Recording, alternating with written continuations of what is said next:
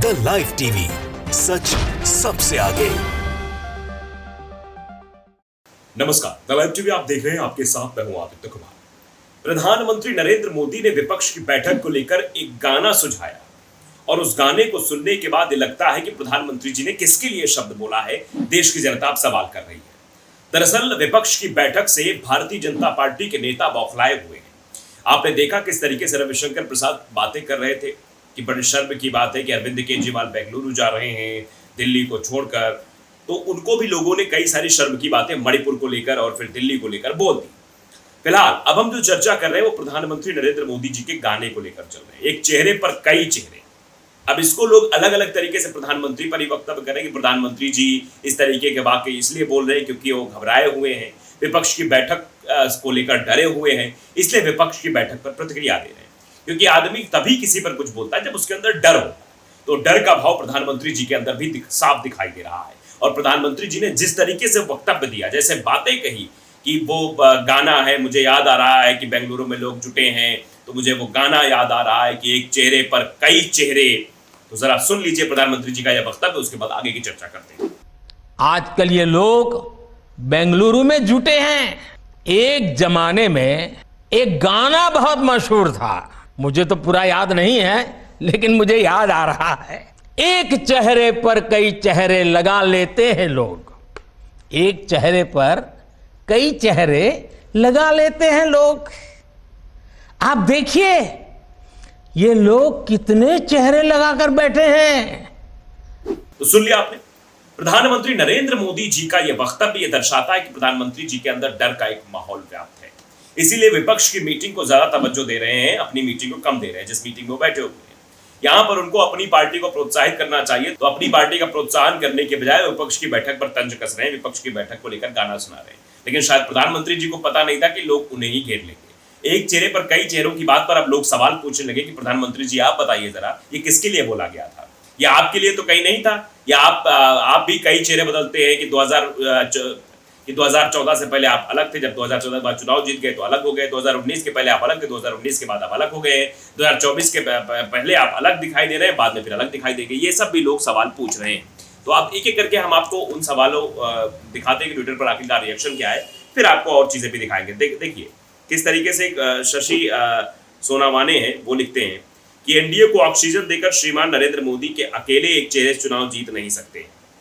मतलब अब कितनी पार्टी आ गई, आप देख ही रहे हैं कि अकेले प्रधानमंत्री नहीं जीत सकते हैं।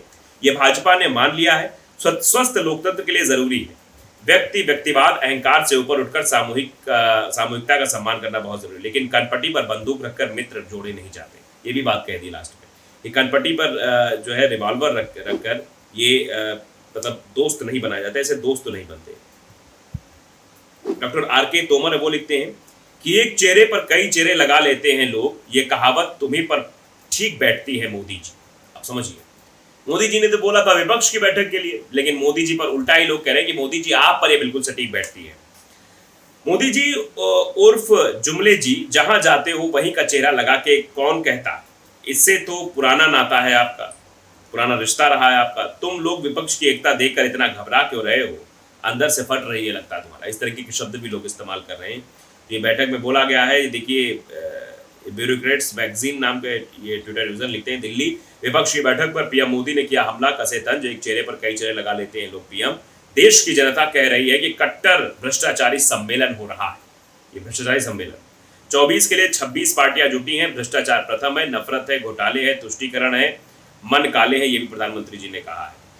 तो ये सब चीजें हम आपको बता रहे हैं। ये मतलब प्रधानमंत्री जी के वक्तव्य में ये बातें कही गई हैं। अब अम्बरीश त्यागी हैं, वो भी पुनीत कुमार सिंह के वीडियो को ट्वीट करते हुए लिखते हैं। पुनीत कुमार सिंह ने भी वीडियो ट्वीट किया है। पुनीत कुमार सिंह लिखते हैं कि मोदी जी का कहना है कि बेंगलुरु में विपक्षी दलों की बैठक नहीं, भ्रष्टाचारी सम्मेलन हो रहा है। यही भ्रष्टाचारी भाजपा की वॉशिंग मशीन योजना के तहत बीजेपी में शामिल हो जाएंगे तो मोदी इन्हें देश का भविष्य बताते फिरेंगे। ये बात बहुत कटाक्ष वाली है कि कई सारे कांग्रेस के नेता जो है वो भारतीय जनता पार्टी में आए, बिल्कुल धब्बे उनके धुल गए। एनसीपी जिनके ऊपर ईडी का शिकंजा कसा हुआ था, एनसीपी का अजीत पवार के ऊपर और उनके छगन भुजबल के ऊपर, वो सब कुछ अब हट जाएगा क्योंकि वो बीजेपी की शरण में आ गए हैं। तो अम्बरीश त्यागी लिखते हैं कि मोदी मेकअप मैन एक चेहरे पर कई चेहरा लगा लेता है। ये भी लोग लिख रहे हैं, हम नहीं कह रहे हैं, ये लोगों का रिएक्शन है। मोदी नौटंकी भी अच्छी कर लेता है मोदी, एक अकेला सब पर भारी, डरकर शोर मचाए, बेंगलुरु में इकट्ठे हो गए मेरे दुश्मन, हाय मुझे डर लगने लगा है राहुल से। मैं भी 38 चेहरे लगाकर चलूंगा, देखूं मेरा क्या कर लेंगे, मैं भी नहीं डरूंगा फिर भी डर डर के। इस तरीके से लोग रिएक्ट कर रहे हैं, सवाल खड़े कर रहे हैं प्रधानमंत्री नरेंद्र मोदी जी पर। उज्जवल कुमार लिखते हैं कि मोदी जी के चेहरे पर चिंता का भाव साफ दिख रहा है, मतलब चिंता हो रही है उस बैठक को लेकर। मोदी जी सहित सारे भाजपाइयों की हालत खराब है, सारे के सारे बिलबिलाए हुए हैं, अनाप शनाप बके जा रहे हैं। इन सभी को अच्छी तरह से पता है कि अगर विपक्ष एक हो गया तो 2024 में बीजेपी को 150 से ज्यादा सीटें नहीं मिलने वाली। यानी अगर विपक्ष एकजुट होकर चुनाव मैदान में उतर गया तो फिर आने वाले समय में बीजेपी की हालत पस्त हो जाएगी, इसीलिए सब कुछ किया जा रहा है। इंडियन पर्सन लिखते हैं, ये अलग तरह के ट्विटर यूजर है, देख लीजिए जरा क्या लिख रहे हैं कि मोदी एक बार तो विपक्ष में आकर तो देख, फिर तेरा भ्रष्टाचार कितना है सबको पता चल जाएगा। मोदी की बौखलाहट चेहरे पर दिख रही है, डर है कि जिस ईडी सीबीआई को मैंने इनके पीछे लगा रखा है, अगर मैं हार गया तो क्या हाल होगा, मेरी तानाशाही खत्म हो जाएगी। मतलब ये भी लोग लिख रहे हैं भैया तानाशाही मोदी जी की खत्म हो जाएगी। अहमद अली खान लिखते हैं कि एक अकेला सब पर भारी है, कहने वालों के उस दूल्हे के चेहरे का रंग भी 2024 के चुनाव से पहले फीका पड़ चुका है। जिसको महामानव कहा जाता था, जिसको वर्ल्ड लीडर कहा जाता था, जिसके बारे में कई सारे महिमा मंडन होते थे, मोदी है तो मुमकिन है, घर घर मोदी, हर हर मोदी, इस तरीके के नारे लगते थे। आज स्थिति क्या है, लोग कह रहे हैं आज वंशवादी राजनीति की ओर पीएम मोदी बीजेपी के इस बढ़ते कदम को देख लगता है कि विपक्षी महागठबंधन से घबराई हुई एनडीए अब गली कूचों से भी नेता तलाश करने की मुहिम शुरू कर चुकी है। आप देख ही रहे हैं कि किस तरीके से ओम प्रकाश राजभर की वापसी हो गई है, दारा सिंह चौहान की वापसी हो गई, और भी नेता हैं जिनकी वापसी अब फिर से हो रही है। तो इसको क्या कहा जाए। जहर लाइफ लिखते हैं कि देश का एक अहम हिस्सा पिछले 3 महीने से जल रहा है। ये बहुत बड़ा सवाल पूछा है जो पूरा देश पूछ रहा है कि आखिरकार मणिपुर प्रधानमंत्री नरेंद्र मोदी क्यों नहीं गए। चुनाव के पहले तो गए थे, लेकिन इतनी बड़ी हिंसा हुई, फिर प्रधानमंत्री जी क्यों नहीं पहुंचे। लेकिन हमें प्रधानमंत्री जी के चेहरे का ग्लो देखना चाहिए, जो 20 घंटे लगातार मतलब दिन में थके काम करते हैं। 20 सेकंड का वक्त मणिपुर के लिए नहीं है, जिस मणिपुर का चुनाव में मोदी जी से पुराना नाता था। जब मोदी जी वहां गए थे तो पुराना नाता के बारे में बात कर रहे थे। शिवा नाम के ट्विटर यूजर है, वो अलग ही सवाल पूछ रहे हैं, ये भी जानना समझना जरूरी है। हम ये रिएक्शंस क्यों दिखाते हैं, ये सवाल आपसे करना। दरअसल हम चाहते हैं कि जनता की जो बातें हैं वो आप तक पहुंचे। हम ट्वीट्स इसलिए दिखाते हैं, हम लोगों के ट्वीट, लोगों के रिएक्शंस इसलिए दिखाते हैं कि आखिरकार देश का युवा वर्ग, देश के जो बुद्धिजीवी वर्ग है, लोग क्या सोच रहे हैं। देखिए, शिवा नाम के ट्विटर यूजर लिखते हैं कि एक ज्वलनशील सवाल है जिसका जवाब तुम सब जानते हो, लेकिन देने की हिम्मत नहीं है। कर्नाटक, बंगाल, मध्य प्रदेश, राजस्थान, महाराष्ट्र में बुरी तरह मुंह की खाने के बाद भी क्या बीजेपी को लगता है कि 2024 से मोदी के चेहरे पर चुनाव जीता जा सकता है, या फिर चेहरा बदलने की जरूरत है। ये बड़ा सवाल, कठिन सवाल पूछा है।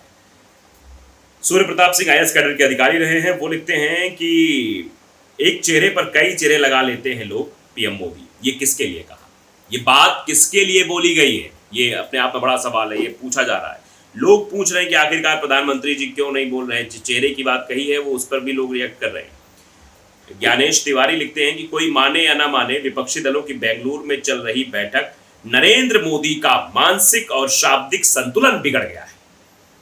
तो प्रधानमंत्री जी हैं, उनका मानसिक और शाब्दिक जो बोला जा रहा है वो भी गड़बड़ हो गया। आज के इस वक्तव्य को सुनिए और नरेंद्र मोदी के चेहरे को गौर कीजिए। एक प्रधानमंत्री कैसे कैसे शब्दों का प्रयोग कर रहा है। खींच साफ तौर पर आवाज में और चेहरे पर झलक रही है। जमात इकट्ठा हुई है, मरने के लिए छोड़ दिया है। देखिए किस तरीके से लोग लिख रहे हैं, ज्ञानेश तिवारी लिख रहे हैं।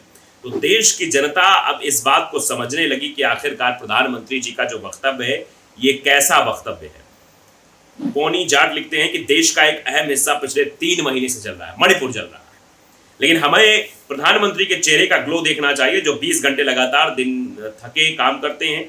20 सेकंड का वक्त मणिपुर के लिए नहीं है, जिस मणिपुर का चुनाव में मोदी जी से पुराना नाता था। ये लोग लिख रहे हैं। तो अब बताइए जरा, मोदी जी ने एक गाना गा दिया विपक्ष के बैठक के लिए, तो मोदी जी को लोगों ने बता दिया कि सच्चाई आखिरकार क्या है। द लाइव टीवी को अगर आपने सब्सक्राइब नहीं किया जरूर करिए, बेल आइकन दबाइए ताकि सच खबर आप तक पहुंचती रहे। नमस्कार। द लाइव टीवी, सच सबसे आगे।